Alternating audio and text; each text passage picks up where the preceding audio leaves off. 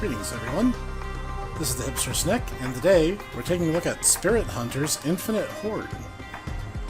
A game that seems to have taken some inspiration from Vampire Survivors, and yet really has chosen to do its own thing with it. Now, as you can see, I'm not new to this game. I've been grinding it for a while. And you can get all sorts of stuff, new characters. You start the game with these two. And you get different power-ups, upgrades, pets, passives, and all sorts of other good stuff. But I'm not going to get too far into that. We're just going to get into it. Now, currently I have 4 of the heroes unlocked, and the game is in early access, so I don't know how many there are or how many there are going to be. And rather than the character starting with a particular weapon, they have a particular starting synergy. For example, Magnus here tends to gain health back with certain weapons. Right, 30% chance to heal 1 HP whenever it's cast. 5% chance to drop a heart. Chance to heal. Vivian tends to force enemies to drop blue souls, which is this game's blue gems, the XP. Every time that it kills an enemy, with some exceptions. Yeah, vines increase in size every 10 levels, that's different. Now, again, I don't have all the weapons. There's still plenty more that I don't have unlocked. Conrad, who I just got, typically makes the weapons a lot bigger. Or in this case, like, yeah, the knockback is way stronger. Spears are bigger, heals 2 HP. That would be good for him, because he has tons and tons and tons of health. But I don't like those weapons. And lastly, I have Maxine, who's kind of the inverse of Conrad. She is all about going fast. And thus, most of hers is either cooldown reduction or... basically anything that makes her go fast. She's a fast character. So I'm going to try to show off everyone a little bit. You know what? We're going to... You know what? This one sounds fun. Let's try this. I only have 3 maps currently, and only the base difficulty for each, and the hard time limit for each of them is 15 minutes. I don't know if that will change in the future or not, but we're going to start in the desert, because I think I can actually do halfway competently here. The later into the game you go, the more it's going to rely on my dumb luck, which you don't want to have to rely on that because I'm terrible. Vivian is not my character. Not Vivian. This crazy witch lady here is not my character of choice. But I'm running this on the experiment that everything about her is about speed, and the arrow is the fastest weapon. So I'm going to take spears as my second weapon, because I don't have to aim those manually. Now, there's a few currencies in this game, as you might have noticed. You have gold. Gold only sticks with you for the one run that you're currently in. You get experience, like you see there at the bottom. I'm going to take the orbital fire, since that's one of my favorite weapons, and it's great for when enemies decide to get up in my grill. And the other currencies are the rune stones and the crystals. And you'll need both of them to unlock everything on that big ol' oracle grid you saw me looking at when we first got into the game.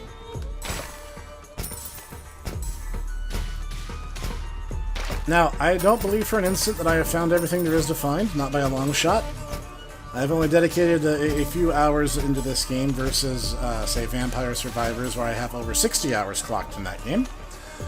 You can carry 4 weapons at a time, so these are the 4 that I'm taking for the run. The Tornado, which can become incredible if you get the chance to power it up. The Arrows, which are good direct weapons and good for clearing out paths. The Fireball, which is good at protecting you. And the Spears, which are good for general crowd control purposes. To open the chest, you have to stand in the general radius around it, and stay in that radius until it's fully unlocked. Size. And when it pops open, you get gold, golden runestones this time. You can get all sorts of stuff, including additional hearts for extra health, or even crystals sometimes. There's also mineral blocks that you can break open, and those will indeed give you crystals, guaranteed. There's also cages, which house pets. Pets have different passive benefits they can give you, and hopefully we'll see some of those before we're done here today. I really like this game. At first, I saw a lot of people kind of writing, "Oh, they're just ripping off Vampire Survivors," but they kind of said the same thing about early generation FPS games being Doom clones. But that became something unto itself, so I think it should be given a fair shot. So I started playing, and I'm like, you know what? It kind of has that gothic horror thing going on, but it's really trying to do its own thing, and I respect that. The way the upgrades work is a little bit different because you actually upgrade qualities of an attack rather than just leveling the attack. So the attack can actually go to very high levels. You can have like level 50 and 30 weapons, depending on how you power them up. And you can do some pretty crazy stuff. Any weapon can be really fantastic if you put enough levels into it. And that actually creates a lot of creativity. So, whereas Vampire Survivors, all the growth was always linear, this one you have a little more customization, because like, oh, here, I have decreased cooldown, or increased hit rate, or increased number. I'm going to increase number of tornadoes, because that's actually one of the qualities that make tornadoes really good. And at the end, you don't necessarily die. It's actually a boss encounter at the 15-minute timer. And you can win, and if you do, you get a big multiplier to your crystals and your runestones. So it's a very different kind of gameplay experience. Now, I'm not going to say one's better than the others. Vampire Survivors has been around longer, so it's had a chance to refine its formula more. Increase cooldown. I like them both, and I think they're both good games in their own way, and I want to see them both continue to grow and do really well.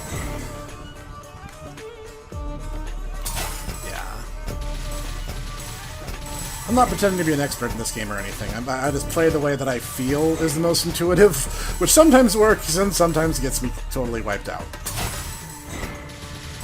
The only downside to the tornado attack is it's very luck-based, because the direction it goes is chosen randomly every time it fires. And so sometimes you get lucky like that, and sometimes it fires in completely the wrong direction, and then you're just kind of left going, oh gosh, I sure hope it cools down fast enough to fire off again before I get destroyed. That's actually one of the reasons why it synergizes well with arrows, is because you always control where the arrows go. Because it's just whatever direction you're pointed at the time. Ah, mining crystal. These take a little bit of time to break, but you'll get crystals guaranteed. So they're always worth getting if you can reasonably do so. And that little shake is because that little, see that compass point at the very bottom of my XP bar? When it hits one of those skulls, it summons a mini-boss.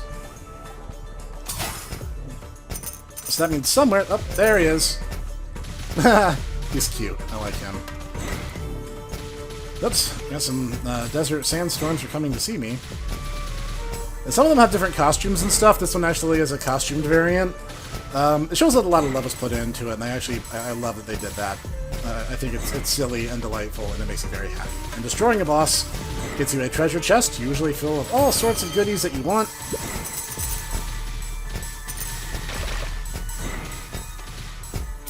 And, that's a shop. I have a little bit of money, but I'm going to come back to that in just a sec. I actually have some passive that let me start with some gold, so I'm kind of always good for shops most of the time. Let's increase the number of spears. Towards the end, the spears are going to be a godsend because they help with crowd control, like, way more than you might think they would.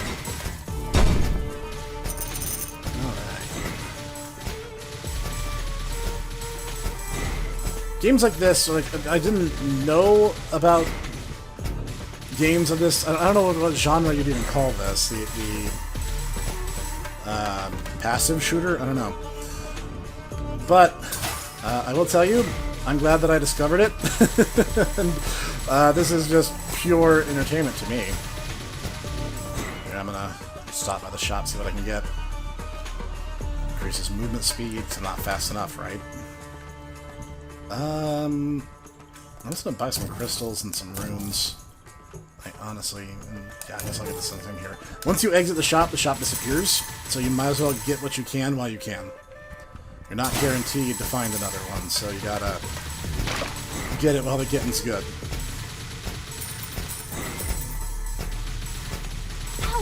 Whoops.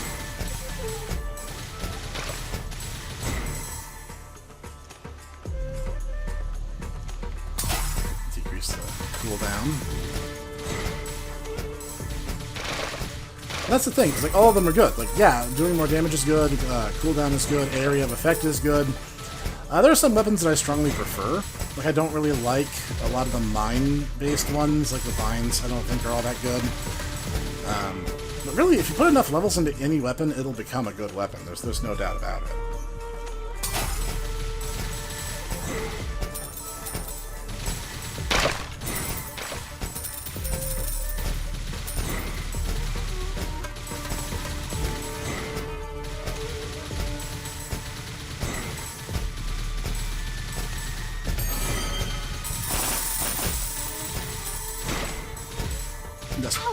Oops. I keep running into enemies, so I get a little cocky with my fireball, so it's just like, oh yeah, I'll mess you up, and then I end up hurting myself because I'm an idiot. I keep feeling I'm not playing Conrad right now, so I have to be careful with how much HP I end up losing.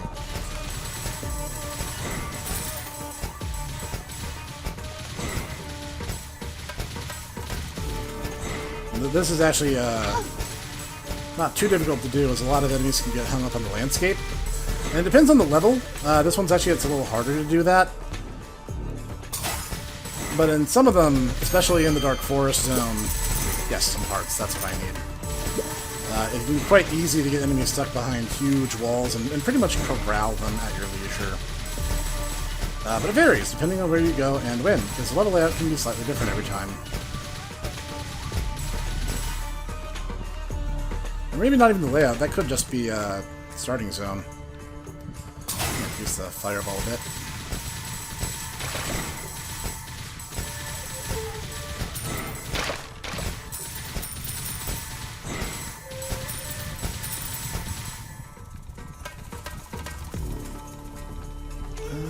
Yeah, more tornadoes. See, once you get a good number of them, like 6 or more, it just kind of becomes a wall of damage, especially if you make them big enough. Once you get past like 10 or 12, it'll just become like a semicircle attack. It gets pretty crazy.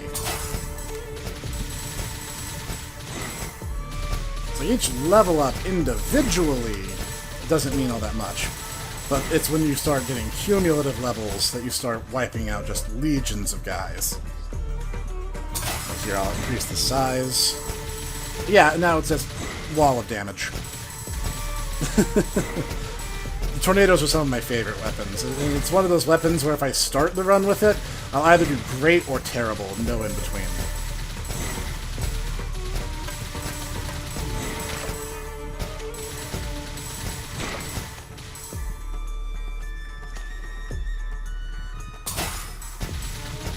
Ah, more crystals, yes please.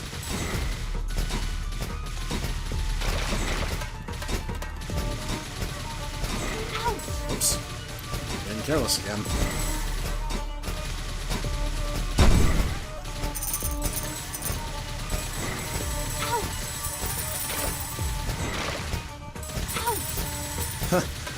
Curse my greed.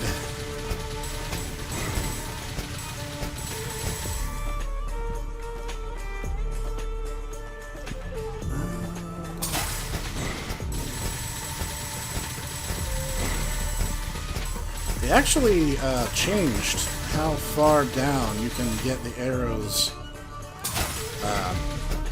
cooldown rate to be. I think you can actually get it to like 0.1 second, which I've done before, and it's basically just a line of damage at that point. Not that it isn't already, it kind of already is. That mini-boss is getting nowhere near me unless status quo changes. Yep. Generally, it's best to pick a favorite, because if you have a bunch of mediocre weapons, by the time the strong guys show up, you're already compromising your ability. And I can be re-rolling, but generally I don't like to, because shops can have really good stuff. Like, there's a pet that just flat reduces all your damage. And getting him is expensive, but so worth it. Alas, you cannot get pets from leveling up, you have to find them. So, you gotta take your victories where you can.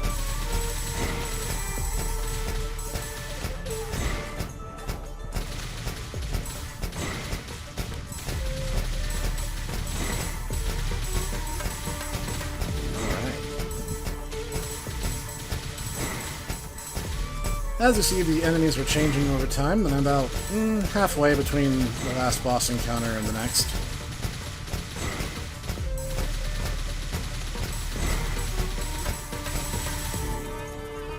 Nice. Cooldown on wind down some more.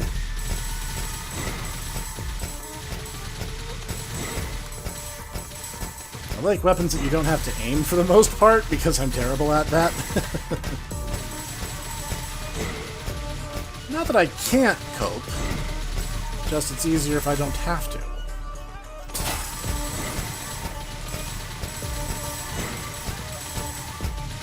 With the wind, it's best to have it where you're shooting it at least every, like, 2.5 seconds. Because that means you're always generating tornadoes, because it will fire before the old set dissipates. And you can get full circular coverage if you have enough going and a little bit of luck on your side.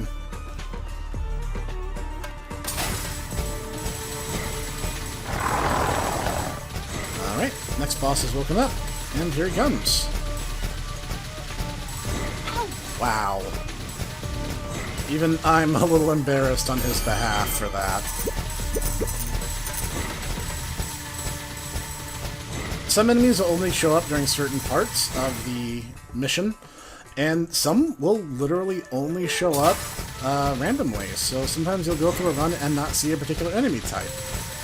And why that matters? Well, certain power-ups are prerequisite based on destroying a certain number of a certain type of enemy.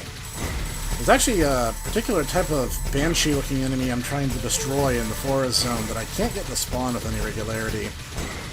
So, some of them are easier than others. Ah, yeah, gotta take that cooldown down. If I'm not shooting a constant stream of arrows, I'm definitely doing it wrong.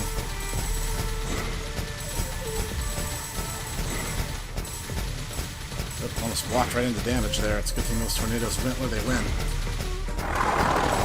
Next boss. Oh, there he is. The bosses are also somewhat randomized. So you never really know what you're going to get in a particular mission until it happens. Ah yeah, more hearts. I'm a klutz, I need all the hearts I can get.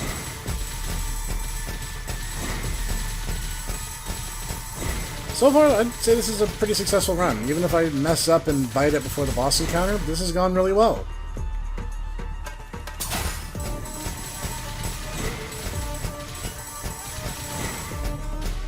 The thing you have to bear in mind, and you'll probably learn this the hard way the first time you play the game, is when the 15-minute boss timer kicks in, the game will spawn spikes around you, and you're locked into an arena. Those spikes are auto-death. Do not touch them under any circumstances, or you will just automatically die and lose. And you don't want that. It's very frustrating. That happened to me. It wasn't fun. Never made that same mistake a second time. So always kind of keep your eye on the timer every now and then, just kind of get an idea of where you're at. Yeah, decrease cooldown. I actually have kind of all my weapons firing pretty regularly and doing at least passable damage. Generally, you want your weapons to be doing at least like 6 to 8 damage per hit. Ideally, you want it closer to 10. Your main weapon should probably do more than 10, whatever one you kind of declared the favorite. Ah, pet cage. Excellent. I was hoping to find one of these before the mission was over. Oh, that was close. Hey! Hitting me at a weird angle. How dare. I mean, seriously. Alright, so I'm going to take Horde, who has a chance of generating hearts. It's not my favorite pet, but it is a good one that has saved my bacon. And anything that gives this character longevity is welcome because, well, I have a minute to the boss fight, so I gotta get what I can get. I'm firing about 3 arrows a second now, so I may not be able to max it out, but I'll make a good show of it. Good show out of trying, right?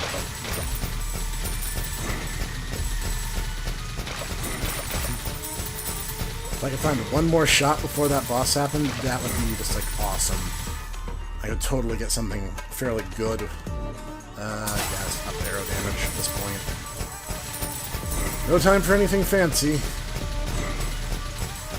I do wish the arrows were a tiny bit bigger. Never seen a cactus that big before. That's interesting. Alright, the battle's about to begin, so I better pick a good spot for it. This is not a good spot for it, but I need that part more than I need common sense. Yep, there it goes. Oh, by the way, those spikes don't stay in place. They move around, so be ready for it. Like I said. Also, this guy's considered a flyer. Obstacles don't slow him down, so those pillars I've foolishly decided to keep in the arena only hurt me. I think we got this, though. This isn't so bad. This is actually the first victorious run I've had with this character, funny enough. I've actually had pretty consistently terrible luck every time I play as her. And then all items in the field are just magneted to me because the mission is over. Maxine, I keep forgetting. I kept forgetting your name, I felt kind of bad. Then we get kind of a recap of what happened and how you did. And then we get the chance to go back to the Oracle board and see what we can unlock. Feel the energy of the Horde tremble within your victory, Hunter. So... the Hinterlands map hard mode. That's the first hard mode I've unlocked, actually. So when night falls, we see another sneering from within the Horde. It is excited. Careful, Hunter. Alright. No, I can do that one. Yeah, okay. It's not a weapon I use, but there's no reason not to get the upgrade. Let's see. Let's try Conrad next. I think he's kind of my favorite character right now. And, let's start with the spears. This will be interesting, because this will change the way I handle these things. The Highlands.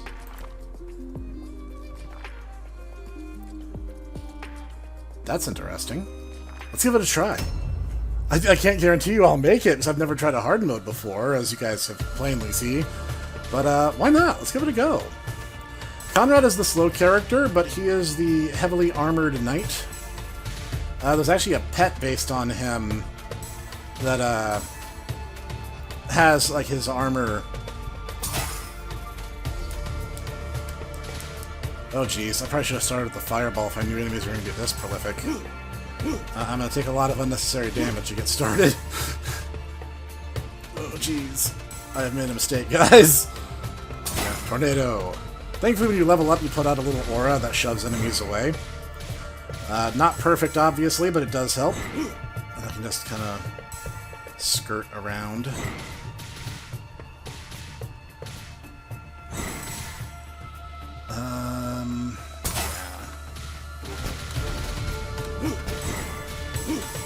Starting with the spears is much harder than I expected.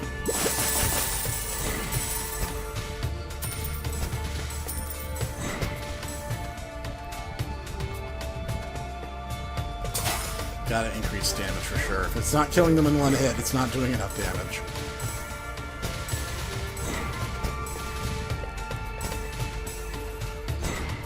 So I love that the shield switches sides. The animations are very smooth. They went with simplistic animations, but like it's just kind of him hobbling his shield up and down, but like they made it very smooth. So the simple animation looks really cohesive. Yeah, I'm really hoping this is the chance to get the damage up pet. Oh, that was lucky. Sometimes you get into situations like these that can work out to your advantage. Dragonfly, that's new. I have never seen those enemies before.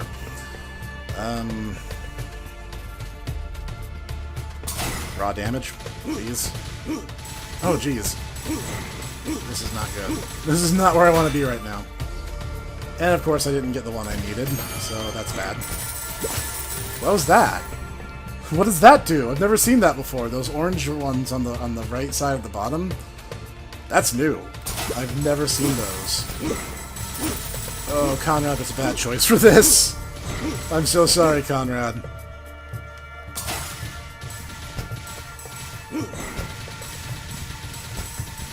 Oh, I wish I could get all those XP gems. Or rather, the blue souls. maybe I can go down.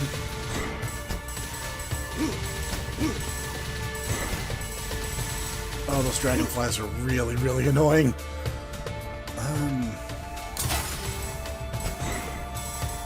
Speed up the rotation of the fireball will help.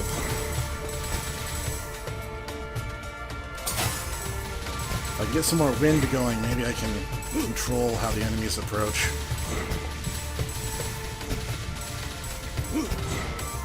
The fireball also has a secondary effect. It actually has a dot tied to it. I don't really emphasize that very much because the base damage it does typically is a little more useful.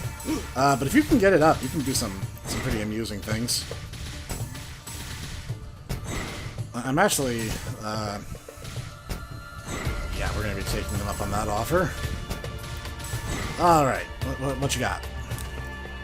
Ah, yes. This is the pet I want.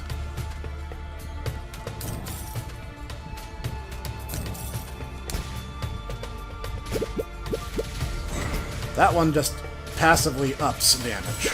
Doesn't matter what weapon it is, it just ups the damage.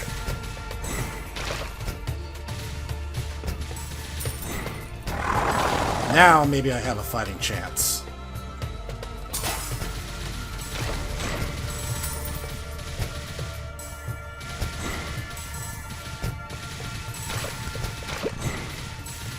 Whoops, didn't see that chicken sneaking up on me. Oh, jeez. I couldn't get past him for a second. That was weird.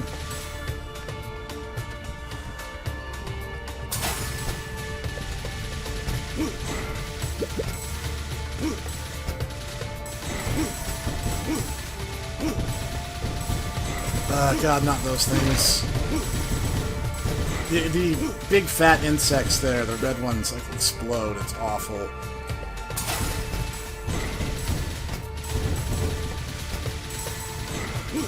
Oh, these things have entirely too much health.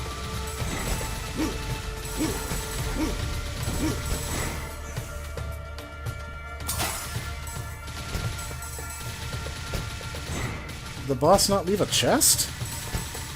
Well, that's unfortunate.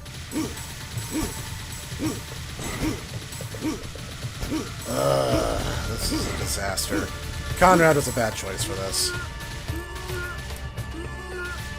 Wouldn't be a Snek Fails without me dying along the way. I did pretty alright for not knowing what I was doing.